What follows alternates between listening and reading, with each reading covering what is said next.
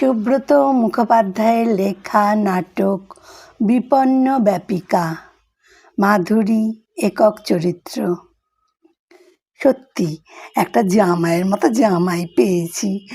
এমন জামাই পাওয়া ভাগ্যের ব্যাপার। বহুকাল তপস্যা করলে ভাগ্যে এমন জামাই জোটে। অবশ্য ক্রেডিটটা সম্পূর্ণ টুম্পার, এটা স্বীকার করতেই হয়। কত আচ্ছা আচ্ছা ছেলেই তো ওর পিছনে ঘুরঘুর করতো, কত ছেলেকে নিয়েই তো ও নাড়ানাড়ি বলছি কেন, ঘোরাঘুরি করেছে। তাদের পয়সায় রাতের খাওয়াটা রেস্টুরেন্টে সেরে এসেছে। সিনেমা গেছি, থিয়েটার দেখেছি, নিজের পয়সা একটা পয়সাও খরচা করতে হয়নি। আমার মেয়ে বলে বলছি না, টুম্পার এলেম আছে বলতে হবে। এত ছেলেকে নাচিয়েছে, না মানে প্রেম করেছে, কিন্তু কাউকেই ধরা দেয়নি। ঠিক ওই হাঁসের মতো জলকেলি করেছে, কিন্তু পালকে জল লাগেনি। অন্যভাবে যদি বলি, কচু পাতায় জল টলটল করেছে, আবার একটু নাড়তেই টুপুস করে ঝেড়ে ফেলেছে। প্রথম প্রথম আমার খুব খারাপ লাগতো, কোন ছেলের পাল্লায় পড়ে কি না কি হয়ে যায়, ভয় পেতাম। কিন্তু মেয়ের যা মুখ, যা চড়া মেজাজ, কিছু বলতে না বা নিষেধ করতে সাহসই পাইনি। টুম্পার বাবা তো একদিন আমাকে বলেই বসলো, দেখো মাধুরী, টুম্পাকে এবার একটু সামলাও। পাড়ার লোকের মুখে মুখে যা শুনছি, তাতে তো লজ্জায় মাথা কাটা যাচ্ছে। এছাড়া দিনের দিন ওর পোশাকের যা বহর দেখেছ, ওর দিকে তাকাতেই আমারই লজ্জা করে। আমি আর কি বলবো, বলেছি, দেখো আজকালকার মেয়েদের পোশাক নিয়ে কেউ মাথা ঘামায় না। শুধু কি টুম্পা, ওর কয়েকজন বন্ধুকে দেখলে তো তুমি ভিড়মি খাবে। তাছাড়া টুম্পাকে কি আমি এ নিয়ে কিছু বলিনি ভেবেছ?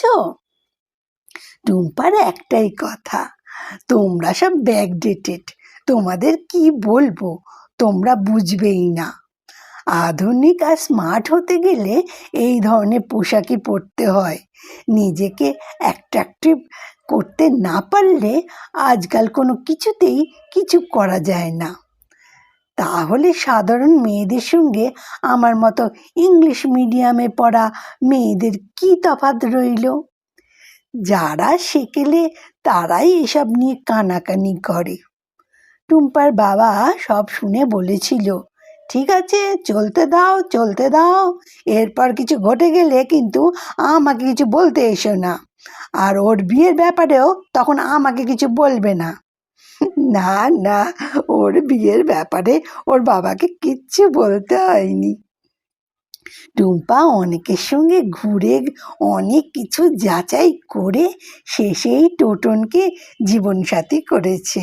সত্যি সিলেকশন বটে, বাহবা না দিয়ে পারি না। ওর বাবাও এখন এক বাক্যে স্বীকার করে, টুম্পা মেয়ের মতো একটা মেয়ে, তার মেয়ের তুলনা হয় না। টুম্পার বাবা এও স্বীকার করে, সে হাজার চেষ্টা করেও তার মেয়ের জন্য রূপে গুণে এমন পাত্র জোগাড় করতে পারত না। ছেলেটাকে যেমন দেখতে তেমনি তার কেরিয়ার। এছাড়া বাপের একমাত্র সন্তান, বাপের নিজের বাড়ি, প্রচুর ব্যাংক ব্যালেন্স, সবই তো দিনকালে ওই ছেলের মানে ওদেরই হবে। সত্যি কথা বলতে কি, এই জামাই পেয়ে আমার সংসারের ভোলই পাল্টে গেল। ওরা এখন ব্যাঙ্গালোরে থাকে। জামাই ওখানকার কোম্পানির এক্সিকিউটিভ ইঞ্জিনিয়ার, 60,000-এরও বেশি মাইনে পায়। মেয়ে ওখানে একটা ইংলিশ মিডিয়াম স্কুলে পড়ায়, মেয়েও 1,000 বিশেক পায়। রিসেন্টলি জামাই একটা গাড়ি কিনেছে, আর বলবো কি, জামাই তো মা বলতে অজ্ঞান। আমাকে যেমন ভক্তি করে তেমনি ভালোবাসে, আর টুম্পাকে তো চোখে হারায়। টুম্পা যখন যা বলে তখনই সেটা সে করবেই করবে। এই তো আমাদের পুরনো টিভিটা গন্ডগোল করছিল, সব চ্যানেলও আসছিল না। একবার সারানো হয়েছিল। মেয়ে বলল, মাকে একটা ভালো টিভি কিনে দাও। বলার সঙ্গে সঙ্গেই একটা এলজি ফ্ল্যাট টিভি কিনে দিয়ে গেল। গরমে আমাদের কষ্ট হবে দেখে দুটো ঘরে দুটো এসি লাগিয়ে দিল। এখানে প্রায়ই লোডশেডিং লেগেই থাকে। জামাই এবার এসে একটা ইনভার্টার কিনে দিয়ে গেছে। সত্যি টোটন শুধু আমার জামাই নয়, ছেলের বাড়া। আমাদের অসুবিধে, দুঃখ, কষ্ট ও দেখতেই পারে না। অবশ্য সবই আমার মেয়ে টুম্পার আগ্রহ ও ইচ্ছা পূরণের জন্যই করেছে। সেটাই বা কজন করে, আর কোন মেয়েই বা জামাইকে দিয়ে এত সব করাতে পারে। টুম্পা তো বলেছে টোটন এখন ওর হাতের মুঠোয়। টুম্পা জামাইকে বলেছে এবারে পুরনো ফ্রিজটা পাল্টে একটা ডবল ডোর ফ্রিজ কিনে দিতে। জামাই ওকে কথা দিয়েছে এবার কলকাতায় এলে অবশ্যই কিনে দেবে। ওকে মোহগ্রস্ত করা টুম্পার কোনো ব্যাপারই নাই। জামাই একটু আধটু নেশা করে, বিলাতি দামি মদ আর কি। আরে অত টাকা মাইনে পায়, অফিসেও পার্টিতে যেতে হয়, একটু আধটু নেশা তো করতেই হবে। বাড়িতে সঙ্গ দেওয়ার জন্য টুম্পাকেও তাই খেতে হয়। তা হোক, একালে এই বয়সে যখন সামর্থ্য সুযোগ দুই আছে তখন একটু ভোগ ফুর্তি করবে না? কিন্তু তা তো হলো, টুম্পা এখনো আজ ফোন করছে না কেন? 9টার মধ্যেই তো ফোন করে, এখন তো 10টা বাজতে চলল। ব্যাপার কি? আমি ফোন করব? না থাক, আর একটু দেখি। কি জানি কেন দেরি করছে। তাহলে কি আজ এবেলা ফোন করবে না? স্কুল থেকে ফিরে বিকেলে ফোন করবে? জামাই তো সকালেই বেরিয়ে যায়, অফিস বেরোনোর আগেই তো টুম্পা ফোন করে জামাইয়ের সঙ্গে কথা বলিয়ে দেয়। তাহলে কি টোটন আজ অফিসে যাবে না? শরীর টরীর আবার খারাপ করলো না তো? ওই ওই টুম্পা ফোন করেছে। হ্যালো, কি রে টুম্পা, আজ এত দেরি করে ফোন করছিস কেন? হ্যাঁ, তোর আজ ছুটি? Foundation day? টোটন বেরিয়ে গেছে? কি বললি? তোর ছুটি বলে ও দেরি করে অফিস যাবে? সে কি রে, আজ রান্নার মাসি আসেনি? তাহলে তুই রান্না করবি? সে ভালো কথা, কিন্তু তুই পারবি তো? কেন, হোটেল থেকে খাবার আনিয়ে খেলেই তো পারতিস। ও, রাতের খাবারটা বাইরে? হ্যাঁ হ্যাঁ, বুঝতে পেরেছি। হ্যাঁ, বেরিয়ে ফেরার সময় খেয়ে ফিরবি। ঠিক আছে। হ্যাঁ হ্যাঁ, কি বলবি বল?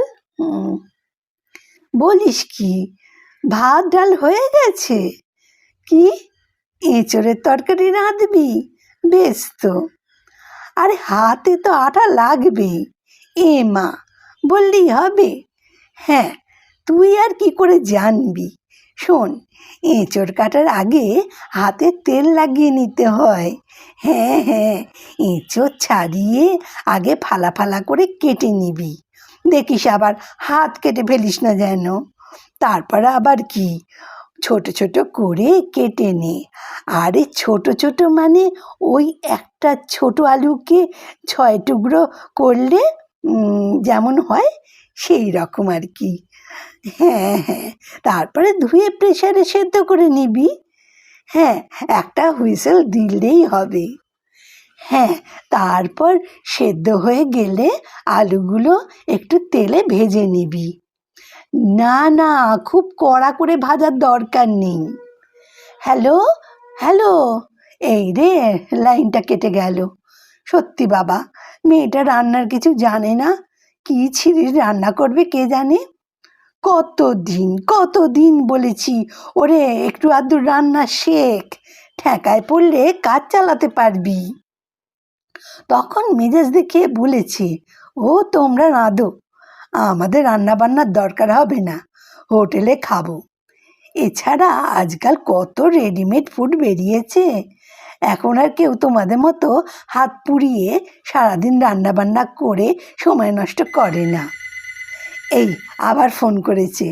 হ্যালো, হ্যাঁ কেটে গেল। হ্যাঁ বল, বল না। তারপর আর কি, এঁচোড়টা সেদ্ধ হয়ে গেলে একটা ঝুড়িতে জল ঝরিয়ে নিবি। তারপর কড়াইয়ে তেল দিয়ে তেলটা একটু গরম হলে ফোড়ন দিবি, জিরে ফোড়ন। হ্যাঁ, তারপর আদা বাটা, পেঁয়াজ বাটা, জিরে বাটা, হলুদ গুঁড়ো দিয়ে ভালোভাবে কষে নিয়ে আলু এঁচোড়গুলো ঢেলে দিবি। তারপর একটু নাড়াচাড়া করে পরিমাণ মতো জল ঢেলে দিবি। হ্যাঁ, 2-4টে কাঁচা লঙ্কা ভেঙে দিয়ে দিবি। হ্যাঁ রে বাবা, নুন তো দিতেই হবে। পরিমাণ মতো নুন দিয়ে একটা কিছু ঢাকা দিয়ে দিবি, ব্যাস। দেখবি সেদ্ধ হয়েছে কি না ভালো করে দেখবি। তারপর নামানোর আগে একটু গরম মশলা দিয়ে নামিয়ে ফেলবি। হ্যাঁ হ্যাঁ, ঠিক আছে, দেখিস সাবধানে রাঁধিস, হাত টাত আবার পুড়িয়ে ফেলিস না যেন। হ্যাঁ হ্যাঁ, তুই কত বড় রাঁধুনি সে আমি জানি। হ্যাঁ বল, টোটন কথা বলতে চাইছে, দে দে না। হ্যাঁ বলো বলো বাবা, ভালো আছি। হ্যাঁ, তোমার শ্বশুর ভালো আছেন? না, এখন এখানে নেই, বাজারে গেছেন। না না, অসুবিধে কিছু নেই, তুমি থাকতে আমাদের অসুবিধে হতে পারে? কি যে বলেন বলছো, ঠিকই তো বলছি। আমরা যাতে ভালোভাবে থাকতে পারি তার সব ব্যবস্থাই তো তুমি করে দিয়েছো বাবা। হ্যাঁ, একটা কথা জিজ্ঞেস করি, তোমার বাবার ব্যাপারে কিছু শুনেছো? না, এর মধ্যে কোনো খবর?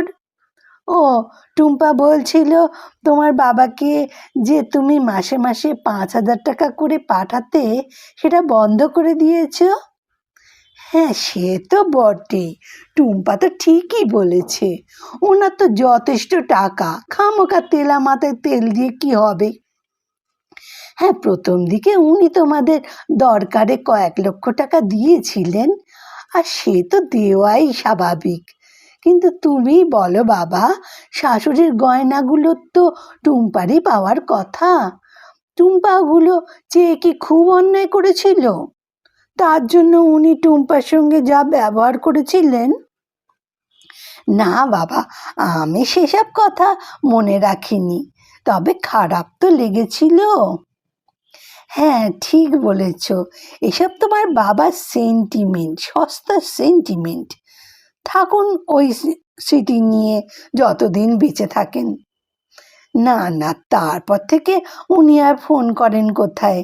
তোমার শ্বশুরমশাই ফোন করে করে খবর নিতেন, এখন উনিও বলেন একতরফা উনিই বা খবর নেবেন কেন, তাই উনিও এখন আর ফোন করেন না। হ্যাঁ, তুমি বলছো ঠিক করেন? যাই বলো বাবা, একটা কথা বলবো, রাগ করো না। তোমার বাবাটা যেন কি রকম, তোমার মা ছিলেন মাটির মানুষ, তোমার মা মারা যাওয়ার পর উনি কেমন জানি একরোকা হয়ে গেছেন, একটা দাম্ভিক ভাব। টুম্পাকে তো উনি সহ্যই করতে পারেন না, উনি চান টুম্পা সব কিছু ছেড়ে গৃহবধূ হয়ে ওনার কাছে থেকে ওনার সেবা করুক। সেটা কি সম্ভব তুমিই বলো? হ্যাঁ হ্যাঁ, ঠিকই তো, তাও তো তোমরা তোমাদের কাছে নিয়ে গিয়ে 5-6 মাস রেখেছ, কি হয়েছে? সেখানেও তো একরোকা ভাব, তোমাদের স্বাধীনতায় হস্তক্ষেপ। হ্যাঁ বাবা, ঠিক ঠিক বলেছ। এই রকম অ্যাডভান্স এজে ওনার মানসিকতা নিয়ে চলা অসম্ভব। কি আর বলবো বলো। হ্যাঁ হ্যাঁ, আচ্ছা আচ্ছা, রাখো বাবা। এই যা, ফোনটা ছেড়ে দিলাম। টুম্পার সঙ্গে যে কিছু কথা ছিল, ছোট ননদ কাল এসে যে কথা বলে গেল, আমার তো ভীষণ চিন্তা হচ্ছে। টুম্পা শ্বশুর বাড়ির পাশেই তো আমার ননদের বাড়ি থাকায় এটাই সুবিধে হয়েছে। টুম্পা শ্বশুরের সব গতিবিধি ননদের মারফতেই তো জানতে পারি। উনি কখন বাড়ি থেকে বেরোচ্ছেন, কোথায় যাচ্ছেন, এমনকি বাড়ি থেকে কে আসছে, কখন বাজার যান, কি মাছ কিনে আনেন, সব খবরই পাওয়া যায়। টুম্পার কথা মতো তাই রোজই ওনার খবরাখবর ফোনে জানিয়ে দিই। কিন্তু আজ ননদ মানে ওর রত্না পিসি যেটা বলে গেল, সেটা তো টুম্পাকে অবশ্যই জানানো দরকার। কি করি? আবার ফোন করব? না, ও এখন রান্না নিয়ে ব্যস্ত। তাছাড়া জামাই বাড়ি আছে। মেয়েকে আগে জানিয়ে মতামত নিয়ে তবেই মনে হয় জামাইকে জানানো ঠিক হবে। ছি ছি, খবরটা টুম্পাকে আগে জানাবো তা নয়। আর আমিই বা কী করব? টুম্পা রান্না নিয়ে এমন শুরু করলো যে আমার সব চিন্তা একেবারে খিচুড়ি পাকিয়ে গেল। কিন্তু আমার যে ভীষণ টেনশন হচ্ছে, ননদের কথাটা যদি সত্যি হয়, না মানে কথাটা যদি সত্যি কানাঘুষে শুনে থাকে, তবে তো টুম্পার সব পরিকল্পনাই ভেস্তে যাবে। টোটনকে বিয়ে করার আসল উদ্দেশ্যটাই তো মাটি হয়ে যাবে। না না না, আমার ভীষণ টেনশন হচ্ছে। আমি এখনই একবার ফোন করে খবরটা জানিয়ে দিই। টুম্পা কত আশা নিয়ে আছে। শ্বশুরের বয়স হয়েছে, আর কদিনই বা বাঁচবেন, তারপর তো ওনার সবই। না, অবশ্য কে কতদিন বাঁচে সেটা তো বলা মুশকিল। এমনও যদি হয় উনি দীর্ঘদিন বেঁচে রইলেন, মানে ওই মনোজ মিত্রের নাটকের বাঞ্ছারামের মতো যদি অবস্থা হয়, মানে উনি যদি দিনে দিনে চাঙ্গা হয়ে ওঠেন, তবে তো দফা গয়া।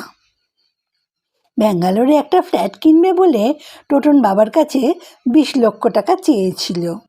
তা এক কথায় উনি না করে দিলেন। কেন রে বাবা? এই বয়সে ওই অত টাকা নিয়ে উনি করবেনটা কি? ছেলের বউ যদি একটু সুখে থাকতে চায়, তাতে ওনার সাহায্য করা কি উচিত নয়? না না, দেরি করে লাভ নেই। এত বড় খবরের আঁচটা যখন পেয়েছি, তখন চেপে রাখলে বা মেয়েকে জানাতে দেরি করলে ও ভীষণ রেগে যাবে। দেখি ফোন করি। হ্যাঁ মা, বলছি, তোকে একটা খবর জানানোর ছিল, কথায় কথায় ভুলে গেছিলাম। বলছি আগে বল, জামাই ধারে কাছে নেই তো? ও বাথরুমে গেছে স্নান নিয়ে? ঠিক আছে, ভালোই হয়েছে। তোর সঙ্গে পরামর্শ না করে ওকে কথাটা বলা যাবে না, তাই। আরে ব্যস্ত হচ্ছিস কেন? বলছি তাড়াতাড়ি বলার কথা নয়। যাক পুড়ে, গ্যাসটা নিভিয়ে দে। তোর রত্না পিসি যা বলল তা যদি সত্যি হয়, তবে এঁচোড় কেন, তোর কপালই পুড়ে যাবে। নয়, বলছি তোর পিসি নাকি জানতে পেরেছে তোর শ্বশুর নাকি সব টাকা পয়সা গয়নাগাটি বিষয় আশয় সব কিছু ওই ভারত সেবাশ্রমকে দান করে দেওয়ার প্ল্যান করেছেন।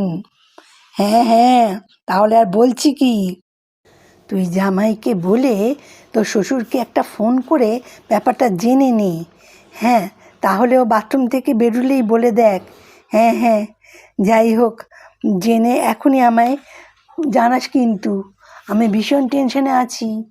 হ্যাঁ, ঠিক আছে, ছাড়লাম। ও, টুম্পার শ্বশুর শ্বশুর তো নয়, একটা আস্ত অসুর বললেও কম বলা হয়। টুম্পা ঠিকই বলে, একটা শয়তান বুড়ো। ভাবছি কথাটা যদি সত্যি হয়, আর উনি যদি সত্যি ওই কাজ করেন, তবে তো সব শেষ।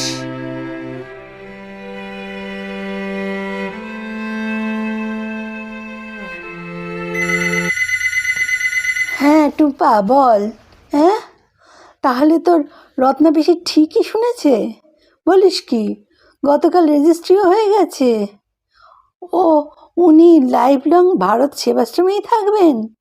ছি, ছেলের বউ থাকতে এমন কেউ করে? হ্যাঁ, হ্যাঁ, টোটনের রাগ তো হবেই। টোটন কি বলেছে? বাপের সে মুখাগ্নিও করবে না? বলবেই তো। তবে আর মুখাগ্নি, তোর টোটনকে বিয়ে করার আসল উদ্দেশ্যটাই যে উনি একেবারে জল ঢেলে দিলেন। ছি ছি ছি।